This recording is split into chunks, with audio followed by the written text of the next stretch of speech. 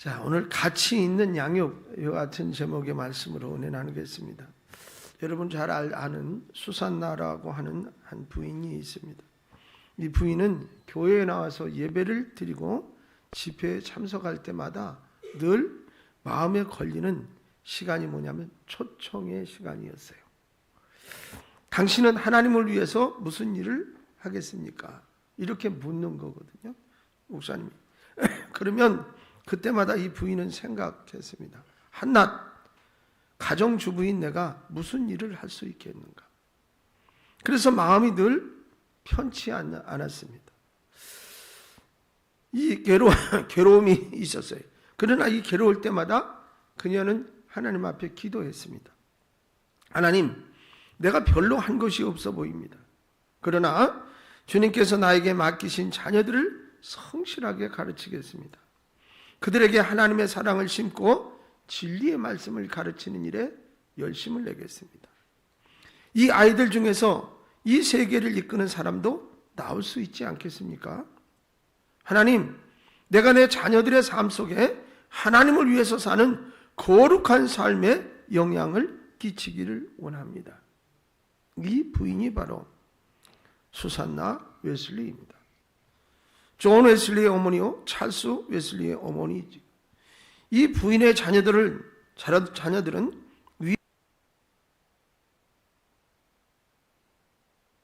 위독적인 파탄에서부터 어려움을 겪고 있을 때 그들을 건져내어 영국 사회에 혁명을 가져오는 위대한 사람들이었습니다. 그리고 감리교회의 창시자이기도 합니다.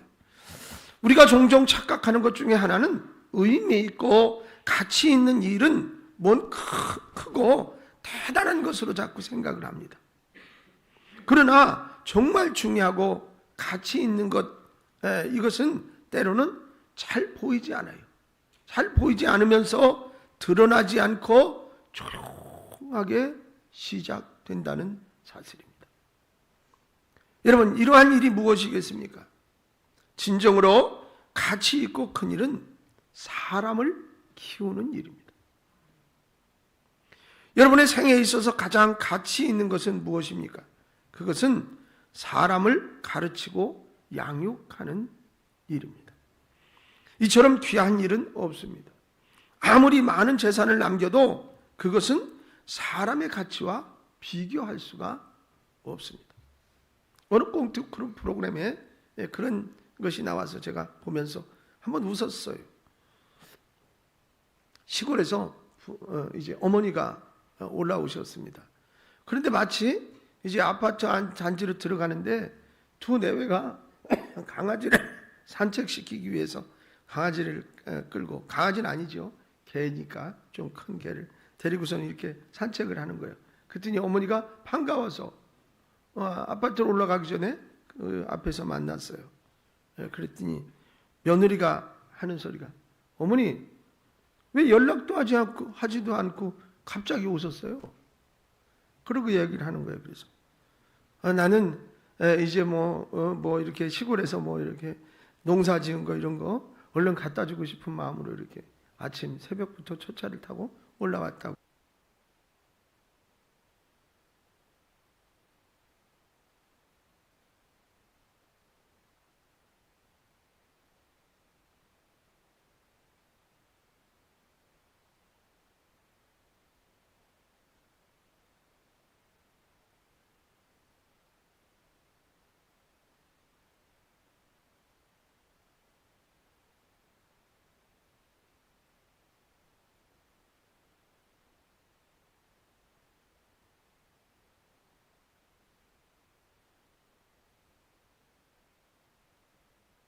근데 그냥 풍자스러운 그런 것이지만 뭔가 의미는 있어 보였습니다. 여러분,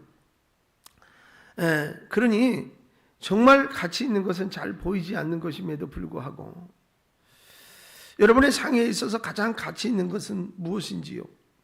여러분, 진정으로 가치 있는 일은, 있고 큰 일은 사람을 잘 키우는 거라. 그것은 사람을 가르치고 양육하는 일이라 이 말이에요.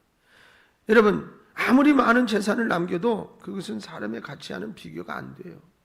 돈이 남겨지는 것보다 사람이 남겨질 때 세상은 변화합니다. 때문에 우리에게 가장 귀한 일은 내게 맡겨주신 어린 생명, 내 자녀를 잘 양육하는 것입니다. 돈을 버는 것도 필요합니다. 생활의 안정과 여유를 위해서, 더 나은 삶을 위해서 땀을 흘리는 것도 중요한 일이지요. 그러나 무엇보다 그 일이 사람을 키우는 일보다 앞서지 않습니다. 참 어렵습니다. 말은 이루는 쉬운 것 같은데. 여러분, 교회도 마찬가지입니다. 교회가 해야 할 가장 중요한 일도 사람을 키우고 양육하는 일입니다. 교회를 위한 일꾼, 또 이 나라 세계를 위한 위대한 믿음의 일꾼들이 배출될 것을 기대하면서 기도하고 양육하는 일, 이보다 소중한 일이 없습니다. 이것은 좋은 건물을 짓고 좋은 시설을 가지는 것보다 더욱 중요합니다. 여러분, 우리의 자녀, 또 교회 어린이들, 청소년들을 어떻게 하면 바르게 양육할 수 있을 것인가를 생각해야 합니다. 이러한 차원에서 오늘 하나님께서 우리에게 말씀을 주셨어요. 우리가 사람을, 우리의 자녀, 또 어린 영혼들을 바로 양육하는 것이 얼마나 중요한 것인가를 생각하면서 이제 어떻게 양육할 것인가를 한번 살펴보겠습니다. 첫째, 먼저 관심이 있어야 됩니다. 여러분, 특별히 사람에 대한 관심이 있어야 됩니다. 어린 영혼들에 대한 관심이 있어야 합니다. 예수님께서 말씀을 전하실 때 사람들이 예수님에게 아이들이 축복 기도를 받게 하기 위해 데리고 나왔습니다. 그때 제자들이 꾸짖습니다. 그러나 예수님께서는 아이들이 내게 오는 것을 용납하고 금하지 말라라고 말씀하세요. 예수님과 제자들, 이것이 달라요. 사람에 대한 관심, 어린이에 대한 관심이 다릅니다. 예수님은 사람들에게 관심이 있으신 분이셨습니다. 말씀을 전하고 말씀을 가르치고 병자를 치유하고 가난하고 소외된 사람들 속으로 들어가셔서 이제 주님이 세례요한과 조금 다른 면도 바로 그런 거예요. 예수님은 사람들의 삶의 현장으로 뛰어들어서 그들과 같이 호흡하고 그들의 어려움을 고쳐주시고 치유하시고 변화시켜 주셨어요. 다시 말하면 그들과 어울리셨다. 저들과 함께 하시고 저들의 어려운 점을 돌아보시고 천국 복음을 전파하셨단 말이죠. 어른들은 아이들을 약간 경시하는 경향이 있어요. 니들이 뭘 안다고. 이거 무시해. 자신들이 중심이고 일이 더 중요하다고 생각을 하고, 일이 더 중요하고 바쁘기 때문에 아이들을 소홀히 하게 됩니다. 더 소중한 것이 무엇인지를 착각하고 있습니다. 여러분, 저도 아이들을 키우고 이렇게 했습니다만 보니까 우리는 다 잃어버렸어요. 죄송하지만 목회라는 테두리 안에서 바쁘다고 아이들을 너무너무 방치한 것은 죄송하기도 하고 아이들에겐, 그런데 또 하나님 앞에서는 그럴 수밖에 없는 현실 속에서 뭐 이렇게 살았다고 생각을 했는데, 아이들은 그때 소외됐던 기억들을 다 끄집어내서 지금도 얘기를 해요. 지금도. 그러니까 그건 어떻게 보면 뭐 치유가 얼마큼 됐는지는 모르겠지만 이제 어른이 돼서 성장하고 난 다음에 부모의 어떤 입장과 상황을 이해는 하겠죠. 그러나 그들 속에 남아있는 그때만의 추억, 그때만의 중요한 것은 잃어버린 거예요. 다시 말하면 상처이겠지요. 그리고 치유를 해도 상처는 밑바닥에 남아 있습니다. 여러분, 저와 같은 어떤 이런 우를 여러분은 좀 범하지 않았으면 좋겠다, 그런 생각을 갖습니다. 사실 먹고 사는 것이 빡빡하고 어렵기는 하지 않아요. 근데 이 일까지 하라니까 얼마나 힘들어요. 그러다 보니 차라리 아이를 낳지 않겠다라는 젊은이들도 얼마나 많습니까? 여러분, 그러나 직무유기입니다. 저는 그렇게 생각하고 사는 사람이에요. 그리고 가능하면 둘 이상은 낳아야 합니다. 혼자의 나이는 독불장군입니다. 누가 그렇게 시키지 않아도 그렇게 클 수밖에 없습니다. 다른 사람을 배려할 줄도 모르고 타인의 아픔보다 나 자신이 중요하게 여겨지는 그런 삶의 테두리가 그러니까요. 그 아이 하나밖에 없으니까 그렇게 됩니다. 가능한 그래서 2명 정도 더 많이 낳으면 뭐 더 좋겠지요. 근데 제가 강요할 수 있는 것은 아니지만 여러분, 그것이 맞다 생각이 됩니다. 제자들도 복음을 전하는 일을 가장 중요하게 생각했던 때라 혹여 방해가 될까 봐 어린이들이 자꾸 이제 예수님 앞에 와서 뭔가를 할 때 그 본질이 잃어버려질까 봐 그랬던 거겠지요. 막았습니다. 그러나 예수님은 장차 천국 복음을 이끌어갈 어린이들을 소중하게 여기셨다. 여러분, 우리가 100년, 1000년 살 것 같지요? 훅 지나갑니다. 어느 순간에 보면 아이들이 청년으로 성장해 있습니다. 여러분, 이 어린아이들은 다음 세대를 이끌어갈 주인공이라. 이 아이들이 오는 것을 금하지 말라고 하시면서 누구든지 어린아이와 같지 아니하면 천국에 들어갈 수 없다고 말씀하셨습니다. 사랑하는 여러분, 우리의 관심이 이렇게 되어야 합니다. 사람의 관심의 주된 대상이 되어야 된 사람이. 우리가 범하는 실수는 일에 대한 관심 플러스 물질에 대한 관심을 더 많이 갖습니다. 먹고 살기 바쁘다는 이유로, 더 잘 살아야 한다는 이유로, 다 너희를 행복하게 해주기 위해서라는 이유로 우리들의 아이들이 뒷전으로 밀려나서는 안 됩니다. 여기서 사람을 잃어버리게 되는 것입니다. 정말로 아주 중요하고 가장 소중한 것을 잃게 된다, 그런 말입니다.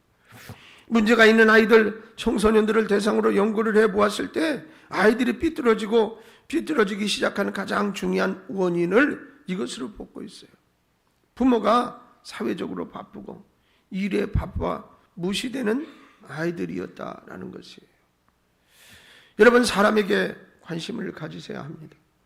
여러분의 가족, 여러분의 자녀, 내게 맡겨주신 어른 영혼들에게 관심을 가지셔야 합니다. 저는 늘 말씀드립니다.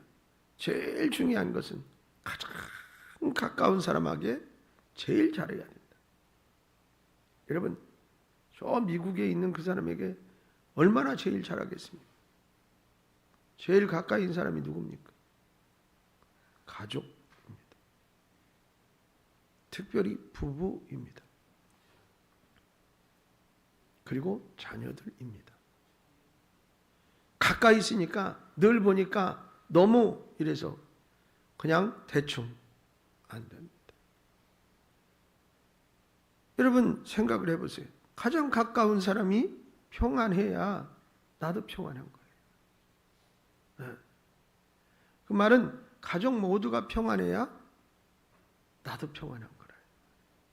근데 그걸 의식하지 못하고 다른 사람에게는 엄청 친절해. 밖에 나가면 신사가 따로 없어. 우리 남편이 갑자기 돌변해. 저런 매너맨이 어디 있어? 집에 오면 그렇지가 않아. 바보.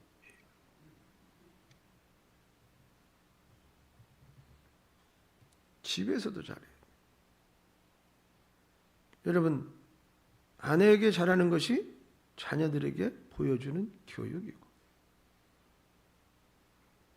그러니까는 매일매일 그렇게 못한다면 가정의 달이라도 좀 이런 얘기라도 듣고 우리가 조금씩 각성하고 하나라도 달라지시도록 하셔야 돼요. 여러분, 눈으로 바라보며 따뜻한 한마디의 이야기가 자녀들에게 보여주는 교육이에요. 그거보다 더 큰 교육이 없어요.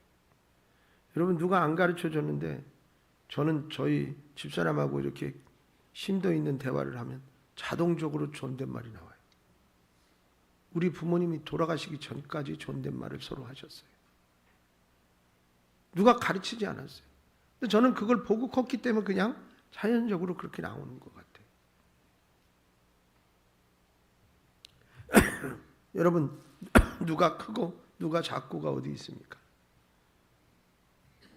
주님이 이같이 아이들에 대한 관심, 사랑을 가질 때 우리 아이들의 인격 또 그들의 그릇이 나날이 달라지게 되는 것을 우리 또한 믿으시기 바랍니다. 두 번째로 기도해야 합니다. 아멘 하십시오. 사람에 대한 관심은 기도로 나타나야 합니다. 우리 자녀들을 위하여 어린 영혼들을 위해 기도해야 합니다. 언젠가 춘천에 한 무당이 구속됐습니다. 무당 아시죠? 그 이유는 뭐냐? 사기죄입니다. 한 기업의 간부인 남편과 학교에서 아이들을 가르치는 선생님인 부인입니다. 이 부부를 굿으로 사기를 쳤다는 겁니다. 내용을 들어보니 정말 한심하기 짝이 없습니다. 대기업의 간부 정도 되면 배울 만큼 배운 엘리트입니다. 그 다음에 초등학교에서 아이들을 가르치는 선생님이면 그래도 앞서가는 분이잖아요. 여러분, 무당이 그들의 딸을 보고 구술하지 않으면 큰 불행을 당하게 된다 해서 무려 12번의 구술했는데 약 12억 원의 돈을 무당에게 주었다고 합니다. 한 건당 1억짜리 굿이었습니다. 여러분, 그러다 보니 재산을 다 잃어버리고 빈털터리가 됐습니다. 이 사실을 숨기고 있다가 부인이 한편으로는 불안하기도 하고 한편으로는 좀 찝찝하기도 하고 뭐 이러니까 이웃에게 어떤 대화를 하다가 털컥 그 얘기를 했어요. 그러니까 이 이야기를 들은 이웃이 이거 사기인데? 경찰에 그 사람이 신고를 해서 수사가 시작됐고 구속이 된 거예요. 자, 그런데 그 남편은 부인에게 왜 그 이야기를 이웃에게 했느냐라고 부인을 탓했다고 합니다. 원망했어요. 여보, 혹시 말이야 그러다가 딸이 잘못되면 어떡할 거야? 어떡할 거야? 그리고 그 남편이 부인에게 질책을 했다는 거예요. 저는 그 이야기를 듣고 하나님을 믿는 사람들이 얼마나 행복한지를 한번 생각해 보았어요. 그리고 기도를 하나님께 맡길 수 있는 길이 있으니 얼마나 축복된 것인가 또한 생각해 봤어요. 사랑하는 여러분, 아무리 잘 되어도 기도하는 집의 자녀는 망하지 않습니다. 기도하는 집의 자녀는 하나님의 뜻대로 부름받게 되어 있습니다. 다만 과정이 복잡한 사람도 있습니다. 좀 늦게 되는 경우도 있습니다. 그러나 기도는 절대로 망하게 하지 않습니다. 어거스틴의 어머니 모니카는 방탕한 아들을 위해서 포기하지 않고 눈물로 기도할 때 하나님께서 그를 붙잡아 시대의 성인으로 사용하신 것을 우리는 잘 기억하고 있습니다. 필립스 브룩스라는 목사님이 있습니다. 그분은 자신의 어머니가 세상을 떠났어요. 그런 후 비석을 세우면서 망설임 없이 마태복음 15장 28절을 그곳에 써 넣었습니다. 비석에. 한번 말씀을 읽어볼까요? 이에 예수께서 대답하여 이르시되 여자여 내 믿음이 크도다. 내 소원대로 되리라 하시니 그때로부터 그의 딸이 나으니. 그 내용은 자녀를 위하여 간절히 매달렸던 여인에게 주신 주님의 말씀이었습니다. 그 여인은 귀신 들린 딸을 두고 있었습니다. 그녀는 자신을 불쌍히 여겨달라고 간구했고 딸이 흉악한 귀신이 들렸음을 감추지 않고 주님 앞에 내놓았습니다. 개도 주인의 상에 떨어지는 부스러기를 먹나이다고 하면서 부스러기의 은혜를 달라고 간절히 구하는 그 어머니의 믿음, 또 사랑의 열정에 예수님께서 여인아 내 믿음이 크도다 라고 말씀하셨습니다. 필립스 브룩스 목사님은 이 말씀을 어머니의 비석에 새겼습니다.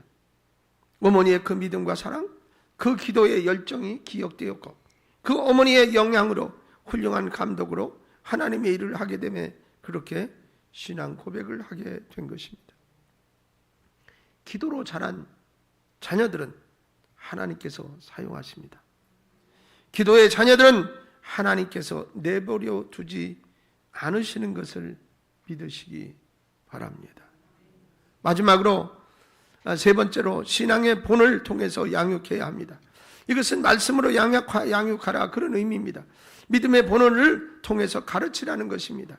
여러분, 특별히 중요한 세 가지 덕목이 있습니다. 믿음과 사랑과 소망입니다. 이 세 가지가 양육의 기본이 되겠습니다. 먼저 무엇보다도 믿음을 심어주는 것이 중요합니다. 아이들에게 하나님이 어떠한 분이신지 내가 믿는 그 하나님에 대한 믿음을 심어주어야 합니다. 믿음이 없이는 하나님을 알 수가 없고 또 하나님을 기쁘시게 할 수 없습니다. 그럼 어떻게 믿음을 심어줄 수 있을까요? 아이들에게 하나님에 대해서 어떻게 설명할 수 있으시겠습니까? 우리가 아는 지식으로 설명한다고 해도 아직 아이들은 그것을 이해할 만한 이성적 발달이 부족합니다. 아이들은 자기가 알고 있는 지식 또한 자기의 경험 범위 내에서 하나님을 보고 또 기억하고 말하고 그렇기 때문에 설명으로 보이거나 알 수 있게 하는 것, 이것으로는 전부가 안 됩니다. 그것은 우리가 하나님에 대한 믿음을 삶으로 보여줄 때 가능합니다. 내가 믿는다고 하면서 아이들 앞에서 불신앙의 모습을 가지고 또 믿지 않는 자와 똑같이 살면 안 된다 그 말입니다. 여러분, 늘 울상짓고 염려하고 근심하고 걱정해 보세요. 누가 하나님을 믿겠어요? 아무리 어려운 일을 당한다 하더라도, 아무리 큰 위기를 만났다 하더라도 부부간에는 걱정하고 염려하면서 의논할 수 있어도 아이들 앞에서는 담대해야 합니다. 당당해야 돼요. 아무 걱정 마라. 하나님이 함께 하신다. 하나님께서 우리를 지키시고 하나님께서 우리와 함께 하시는데 무엇이 걱정이 있느냐? 확신하고 당당할 수 있어야 됩니다. 여기서 부모를 통해 하나님을 배우게 되는 거예요. 하나님을 만나게 되는 거예요. 사랑하는 여러분, 여러분의 믿음을 행함으로 보이고 가르치시기 바랍니다. 자녀들은 그것을 통해 믿음을 배우게 될 것입니다. 그리고 사랑으로 양육해야 합니다. 사람이든 짐승이든 자신이 사랑받고 있구나, 아니면 사랑을 받지 못하는구나 하는 것은 바로 감지. 여러분, 너무나도 사랑받는 나무와 사랑받지 못하는 나무의 자람이 다르다고 하지 않습니까? 나무도 12그루 나무를 심어놓고 각각 예수님 제자의 이름을 팻말로 해서 그 앞에 쭉 다 붙여놨다고 그럽니다. 근데 가룟 유다라고 이름을 붙인 나무는 다른 나무에 비해 잘 자라지 않고 말라버렸다고 그래요. 왜 그랬겠어요? 사람들이 지나가면서 가룟 유다라고 써붙인 그런 나무 앞에서 가룟 유다가 어떤 인물인 줄 잘 알고 있기 때문에 지나가면서 자꾸 거기다 침 뱉고 저주를 하는 거. 이처럼 사랑이란 민감한 것이다. 사랑은 양육의 절대적인 조건입니다. 우리네 시골의 부모님들이 그런 말씀을 하세요. 식물은 사람의 발자국 소리를 듣고 자란다. 그만큼 그 식물에게도 사람이 애정을 쏟고 한 번 더 가서 돌보는 식물이 더 잘 자란다 그 말이에요. 여러분, 사랑은 양육의 절대적인 조건입니다. 사랑은 함께하는 것입니다. 자녀들과 내가 양육하는 사람들과 함께하는 시간을 많이 가지는 것입니다. 사회적으로 환경적으로 힘들어도 여러분 어려움까지도 같이 나눌 수 있고 대화할 수 있고 하고 시간을 같이 가질 수 있도록 조금은 노력하시면 좋겠습니다. 여러분, 그렇습니다. 그것이 바로 사랑이기 때문에 부모가 아이에게 똥돈 많이 주는 것이 사랑입니까? 중요한 것은 아이들과 함께 있어주는 것이 더 중요합니다. 하나님은 우리와 늘 함께 하십니다. 우리가 어디서 찾든지 간에 그곳에 하나님이 계시고 그곳에서 응답하시는 분이세요. 성경을 같이 한번 보게요. 여호수아 1장 9절 말씀입니다. 같이 한번 읽어볼까요? 내가 내게 명령한 것이 아니냐. 강하고 담대하라. 두려워하지 말라. 말며 놀라지 말라. 내가 어디로 가든지 네 하나님 여호와가 너와 함께 하느니라 하시니. 할렐루야. 하나님은 우리와 함께 하시기 위해서 이 땅에 오신 줄로 믿습니다. 성경 마태복음 1장 23절은 분명히 그렇게 말하고 있습니다. 이 말씀 같이 읽어볼까요? 보라 처녀가 잉태하여 아들을 낳을 것이요 그의 이름은 임마누엘이라 하셨어요.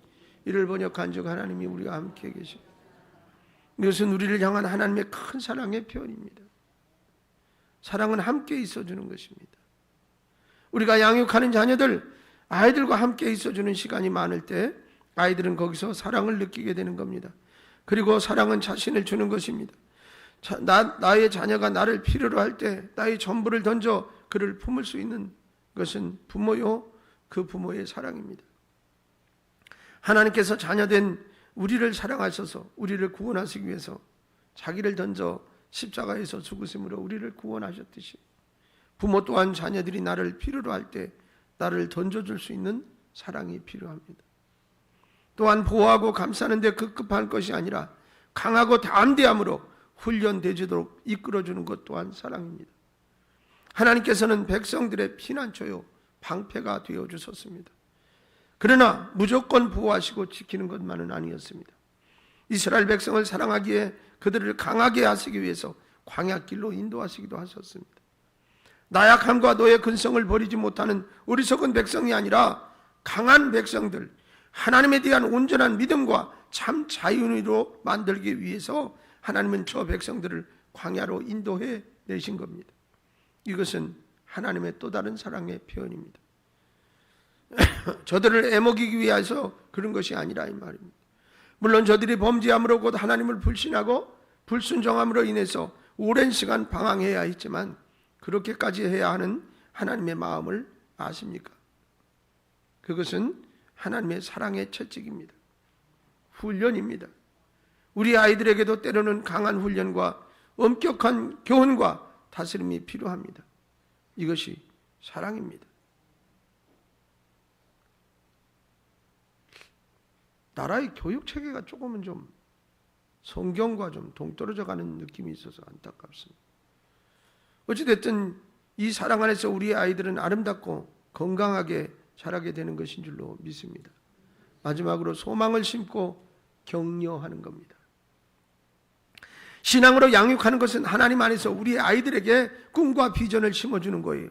꿈이 없는 아이들, 꿈을 거부하는 아이들은 아름다운 삶을 살아갈 수가 없습니다.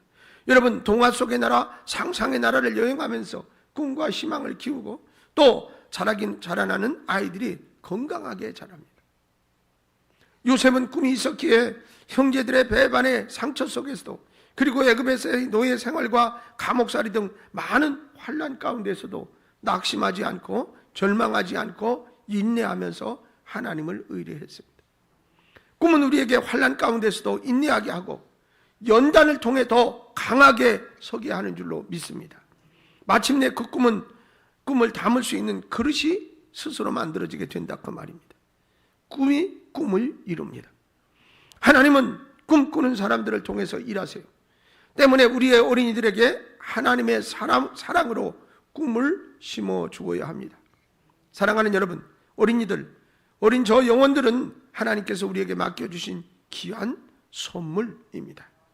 우리에게 주어진 축복입니다. 이 아이들을 양육하고 가르치는 것은 우리 생애에 가장 가치 있고 귀한 일이라 그 말입니다.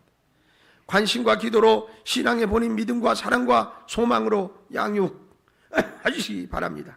결코 헛되지 않은 일, 가장 아름답고 가치 있는 일, 이것이 양육하는 일이라. 이 일을 통해서 하나님께서는 우리 아이들을 통하여 큰 영광을 이루실 줄로 믿습니다. 우리 아이들을 들어서 믿음의 사람으로 하나님 영광의 도구로 귀하고 보배롭게 사용하실 줄로 믿습니다. 할렐루야, 찬송하겠습니다.